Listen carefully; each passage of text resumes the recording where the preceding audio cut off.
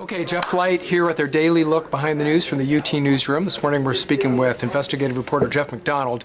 Jeff, you had a provocative story that I think will be well read in over the holiday weekend about the Duncan Hunter investigation, specifically focusing on, I guess let's start with some letters that Hunter's attorney wrote to the local U.S. Attorney's Office during the course of the investigation, basically complaining that he felt the inquiry was invasive or overly personal.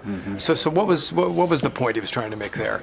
So I think that was a little bit of advanced defensive work by the defense attorney. The letters were dated after the U.S. Attorney's Office informed the congressman that the investigation was winding down.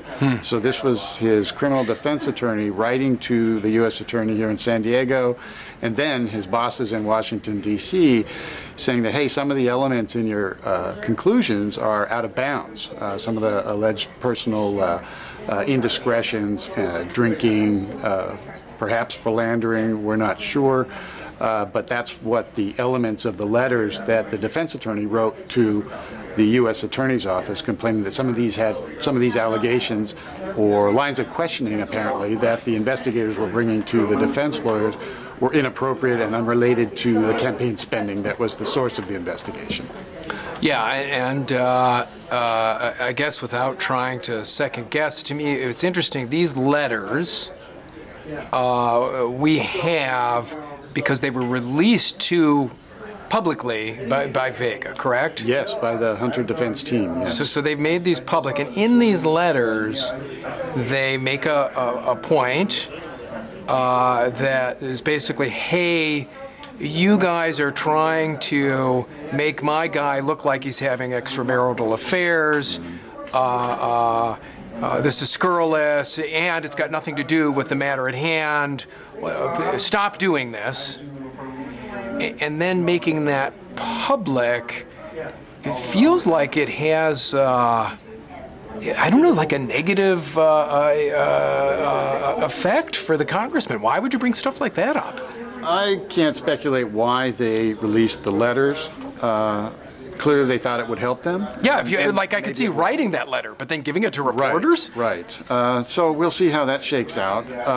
But it may have had some effect. The indictment itself, when you read it, it doesn't allege anything about marital infidelities. What it does say is that he had numerous personal relationships with people in the Washington, D.C. area. It does not even specify that they are women, right? Although that is sort of the implication. Well, maybe. I mean, yeah, because obviously you and I have talked about this. But in the context of the indictment, because that issue is the campaign spending, there are people with whom you could have a political relationship or a campaign relationship or a governmental official relationship.